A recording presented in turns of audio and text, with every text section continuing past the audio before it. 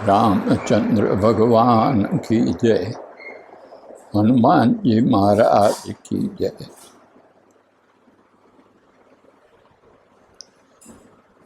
भगवान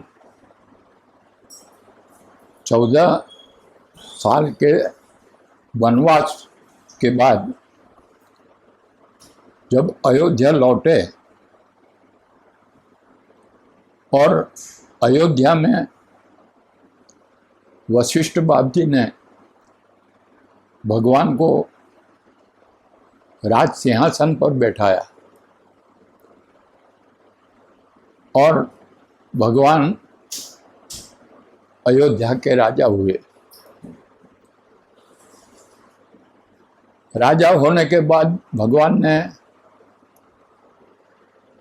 सबसे पहले एक सभा बुलाई और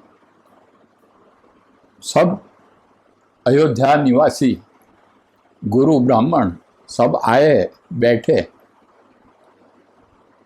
और भगवान ने सबको उपदेश दिया। सबसे पहले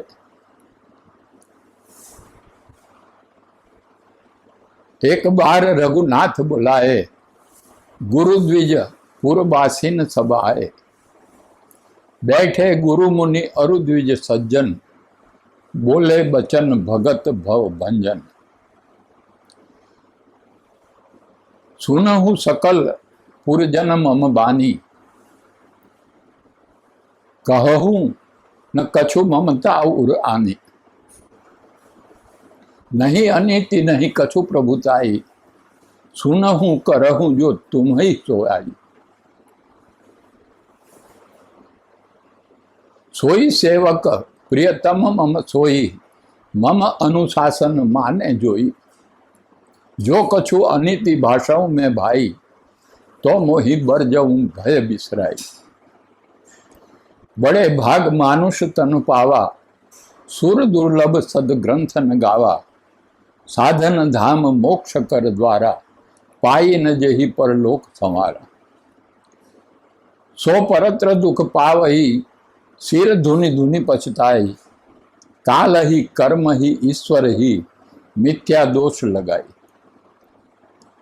भगवान ने बहुत लंबा उपदेश दिया है, उनमें से थोड़ा हम समझने की कोशिश करें। भगवान ने सबको बुलाया, सब अयोध्यावासी आए, गुरु भी आए, मुनि और ब्राह्मण भी आए। सब अपने अपनी जगह पर बैठ गए और भगवान ने सबको कहा कि मैं जो कुछ भी कहूँ उसको आप सुनना और मेरी बात अच्छी लगे तो आप उसको अपनाना। कोई अनित्य की बात में मुझसे बोली जाए तो भय छोड़ के मुझे वो बात बताना, जिससे मैं अपनी भूल सुधार सकूं। भय नहीं रखना, मैं राजा हूं, आप प्रजा है, ऐसा भय मत रखना, मुझे बताना। ये सब बातें हुई। फिर भगवान ने कहा कि बड़े भाग मानुष तन पावा, सुर दुर्लभ सद ग्रंथ न गावा। साधन धाम मोक्ष कर द्वारा, पाई न जेहि परलोक संवारा। ये चौपाई को समझने की हम कोशिश प्रयत्न करें।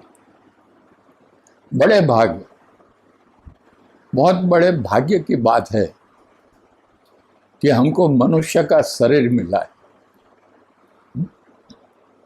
बड़े भाग मानुष तनु, तनु मतलब शरीर, पावा। बड़े भाग मानुष तनु पावा, बड़े भाग्य से मनुष्य का शरीर मिला है। सुर दुर्लभ, देवों को भी ये शरीर दुर्लभ है। सुर दुर्लभ सद ग्रंथ न गावा, सभी ग्रंथों ने ऐसा गाया है, कहा है कि मनुष्य जैसा कोई शरीर नहीं, और ये हमको मिला है। उसमें क्या है? साधन धाम मोक्ष कर द्वारा, उसमें सब साधन है। शरीर में भगवान ने सब साधन दिए हैं, साधन का धाम है ये शरीर। मोक्ष कर द्वारा, और ये शरीर द्वारा वो मुक्ति पा सकता है, मोक्ष के द्वार तक जा सकता है। पाई न जही परलोक संवारा, वो मिलने के बाद अगर हमने परलोक नहीं संवार लिया तो फिर हमारे नसीब की बात है। साधन धाम, भगवान ने बोला साधन धाम मोक्ष कर द्वारा, साधन का धाम है।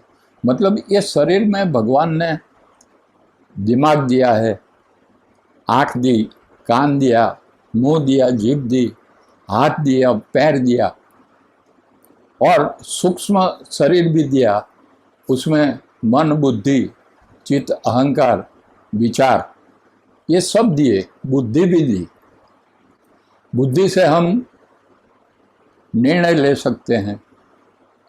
चित्त भूमि है, उसमें से विचार प्रकट होते हैं, वो विचार भी हम कर सकते हैं। मन दिया है, उससे तर्क वितर्क भी कर सकते हैं। सब साधन है, ये सब साधन है, और ये साधन के द्वारा हमें मुक्ति प्राप्त करनी है। इसीलिए भगवान ने कहा कि बड़े भाग मानुष तन पावा, सुर दुर्लभ सद ग्रंथ न गावा, साधन धाम मोक्ष कर द्वारा, पाई न जेहि परलोक संवार। अगर इसको पाने के बाद परलोक नहीं संवारा तो ये हमारे नसीब की बात है। सो परत्र दुख पाव ही, सिर धुनि धुनि पछताही, काल ही कर्म ही ईश्वर ही, मिथ्या दोष लगाए। फिर हम क्या करते हैं कि शरीर का योग्य उपयोग नहीं करते हैं मुक्ति पाने के लिए, फिर हम पछताते हैं। परलोक में जाके हम पछताते हैं।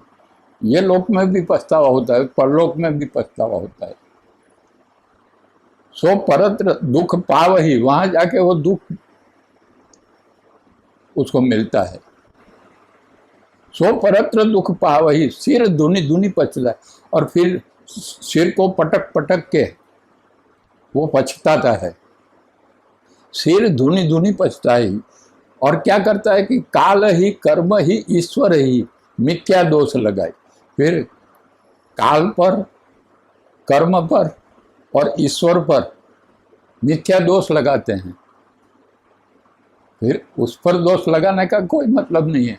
शरीर मिला है तो वो शरीर का उपयोग करके हमें प्रयत्न करके परलोक को संवार लेना चाहिए। नहीं संवार सकते, इसीलिए ऐसे मिथ्या दोष लगाते हैं, उसका कोई मतलब नहीं रहता। भगवान ने जो बोला है वो उसके मुताबिक हम चले तो कोई तकलीफ नहीं है। इसलिए भगवान ने जो उपदेश तो बहुत बड़ा लंबा है, इसमें से थोड़ी बात आज हमने की और उस पर गौर करना चाहिए।